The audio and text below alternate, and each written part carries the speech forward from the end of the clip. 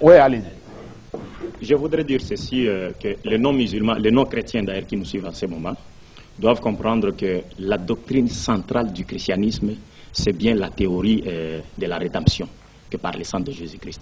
En d'autres termes, l'humanité n'obtiendra le pardon des péchés et ne recevra la vie éternelle que si elle croyait ou acceptait les sacrifices expiatoires de Jésus-Christ à la croix. Et nous disons ceci, que cet enseignement est d'origine païenne. Jésus-Christ ne l'a enseigné nulle part dans la Bible que pour obtenir, disant que pour obtenir le pardon des péchés et recevoir la vie éternelle, les gens devraient nécessairement croire à sa mort expiatoire à la croix ou encore accepter son sacrifice. Cela n'existe nulle part. Personne ne peut nous donner un seul verset qui sort de la bouche de Jésus et qui confirmerait ça. Ils vont le dire tout de suite. Vous avez posé la question, ils vont le dire tout de suite. On peut passer la parole à ce chrétien qui n'a pas encore parlé depuis là, oui. Bien, synthétisez vos propos. Nous sommes au sujet donc de cette rédemption et nous précisons que nous parlons de ce que dit la Bible. La Bible, et c'est elle que nous reconnaissons comme la parole de Dieu et une parole complète. Toutes les autres paroles sont venues après. Le principe de la rédemption dans la Bible repose effectivement sur le sacrifice de Jésus et son sang. Dans le livre d'Hébreux au chapitre 9 au verset 22, il est bien précisé que sans effusion de sang, il n'y a pas de pardon.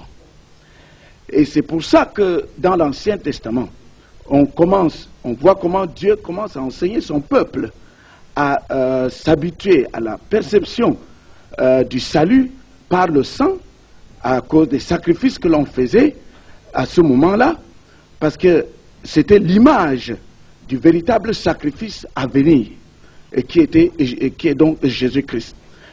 Et le problème se pose au fait que maintenant, ce sacrifice, ce sang, doit pouvoir répondre aux exigences de la sainteté de Dieu, aux exigences de la justice divine.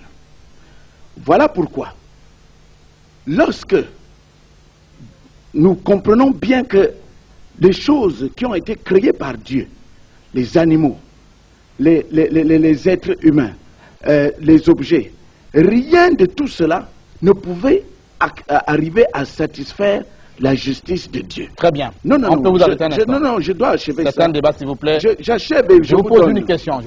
Merci. Ce qui est effarant quand même, c'est que pour vos chrétiens, surtout intellectuels de votre rang, c'est que vous donnez tous les versets, vous faites allusion à la Bible, et vous ne faites pas deux fois des études comparées. Comment venez-vous à une polémique comme celle-là, sans que vous ne fassiez une étude comparée avec, par exemple, le Coran?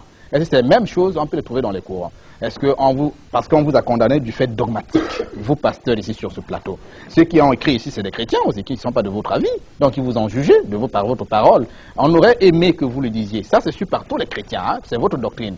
Mais comparativement, en lisant le Veda, en lisant le Coran, en lisant le livre des taoïstes, en lisant le livre de je ne sais pas qui encore, est-ce que vous avez à rassembler de la manière la plus rationnelle ce qui vous est unitaire, par exemple? Avant de passer à cette comparaison, permettez que j'achève ceci, parce que c'est mal interprété. Nous disons que il y a exigence de satisfaire la sainteté de Dieu et la justice de Dieu. La Bible déclare dans le livre de Romains 3:10 qu'il n'y a point de juste. Et la Bible dit également dans Ésaïe 64:5 que toute notre justice humaine n'est qu'un vêtement souillé. Ce qui signifie qu'aucun homme ne pouvait être sauvé et ne peut être sauvé par ses propres œuvres. Parce que ces œuvres, Dieu les considère comme souillées. Oui, mais moi, je refuse pas ça. Je reviens dans ceci.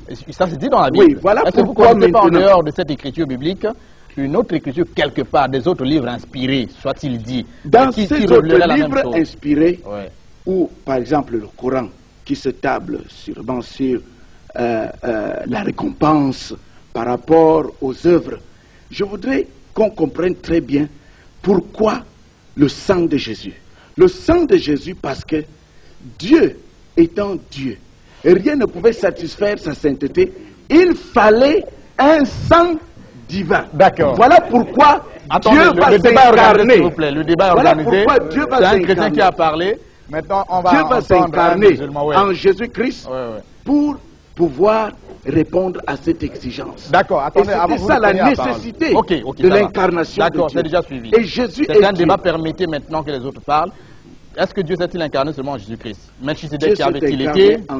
Melchisedec qui avait-il été? Melchisedec est une manifestation de Dieu. Ouais. En chair. Elle a été en chair, mais bien. Elle n'a pas été pour le salut. On y va avec vous. S'il vous plaît, quand moi je suis les interventions des musulmans, je vous sens aisé, vous avez appris la parole, vous avez appris la Bible, vous serez-vous tolérant que l'on dise de vous des choses mauvaises sur Mohamed, parce que votre intolérance a fait même certainement qu'à Kinshasa vous avez comme ça fait emprisonner Coutinho par le fait de l'intolérance religieuse. Vous aurez pu dire que c'est des choses spirituelles.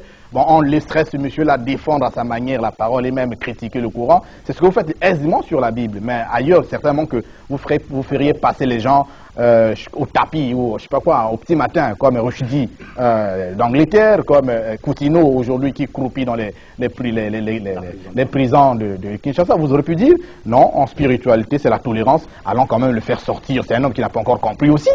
Ce serait mieux, non? Allez-y. Alors, j'aimerais simplement dire ceci. Nous, les musulmans, nous ne tolérerons en aucune manière qu'une personne puisse marcher sur notre dignité, sur la dignité de Dieu et même de ses messagers. Je vais vous donner un exemple, par exemple. En France, le musulman a eu à mettre le feu dans plus de 4 salles de cinéma, simplement parce qu'on avait projeté un film qui s'intitulait La dernière tentation de Jésus-Christ, où on a vu le même acteur qui tourne le film de Jésus que les chrétiens projettent ici. Il a tourné ce film-là, et dans ce film, l'acteur qui jouait le personnage de Jésus-Christ était en train d'avoir des relations sexuelles avec une femme. On les faisait passer pour Jésus-Christ. On a mis le feu dans les salles de cinéma où on avait projeté ce film, parce que nous ne blaguons pas avec la personne des messagers de Dieu. Est-ce que vous comprenez? Pour ce qui est de notre frère, le pasteur Coutinho, nous n'avons pas du tout un problème à avoir avec le pasteur Coutinho. Le gouvernement l'a arrêté parce que c'est ce qu'il a fait prévu par le code pénal. Au contraire, notre prophète nous dit ceci: aidez votre frère quand il veut faire injustice aux autres et quand on veut lui faire injustice. Quand Coutinho injurait l'église catholique, les chrétiens applaudissaient. Quand il injurie les témoins de Jéhovah, ils applaudissent. Quand il se moque des divinités bouddhistes, ils applaudissent. Quand il injurie le prophète Muhammad le 27 octobre 1997 à la radio, les taxans dénégarés, moi j'ai relevé le défi, j'ai passé au pasteur je lui avais passé la cassette, il a fui le débat. Il a la cassette avec lui. Il a fui. Mais maintenant, c'est là le problème. Nous, le Coran nous dit... Ce n'était qu'une brèche. Je termine en disant cette partie-là, que le Coran nous dit ceci: n'injuriez pas ce que les idolâtres adorent en dehors du véritable Dieu, de peur qu'ils n'injurient le véritable Dieu par manque de connaissance. C'est la personne qu'on devrait condamner, c'est Coutinho, parce que c'est lui qui avait commencé. D'accord. On y va maintenant à notre débat ici. Ce n'était qu'une brèche. Alors, je reviens pour dire ceci, que c'est que la théorie de la rédemption, mon frère venait de le dire tout de suite, que Jésus-Christ lui-même a prédit en disant que l'ennemi viendra s'aimer livrer dans les champs du blé. C'est-à-dire de faux renseignements dans les champs du blé de la pure doctrine enseignée par Jésus-Christ. Nulle part Jésus n'a enseigné que pour avoir la vie éternelle, il faudrait croire à sa mort expiatoire. Et quand il parle des œuvres, le Coran n'a pas dit que pour avoir la vie éternelle, on aura la vie éternelle qu'à par les bonnes actions. Non, avant tout, c'est la foi.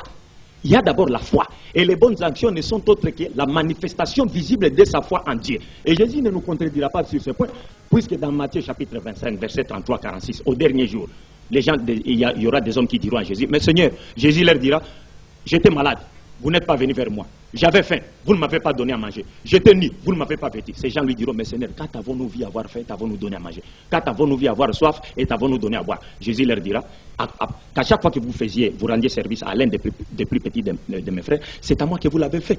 Et par rapport à quoi ces gens-là sont acceptés au paradis? C'est après leur foi en Dieu. 18, il y a quelqu'un qui est venu demander à Jésus-Christ: Seigneur, que dois-je faire pour avoir la vie éternelle? Qu'est-ce que Jésus lui avait dit? Lui avait donné comme réponse. Jésus ne lui avait jamais demandé de croire à sa mort expiatoire ou d'attendre le jour où il mourra pour avoir la vie. Non, il a dit: tu connais le commandement, pratique le commandement. Et Jésus lui-même, je termine, il dit dans Matthieu 5, 20, en vérité, je vous le dis, si votre justice ne dépasse pas celle des scribes et des pharisiens, vous n'entrerez jamais dans le royaume des cieux. Vous devez mettre en pratique la loi de Moïse plus que les scribes et les pharisiens. Parce que ces derniers l'enseignaient, mais ne la mettaient pas en pratique.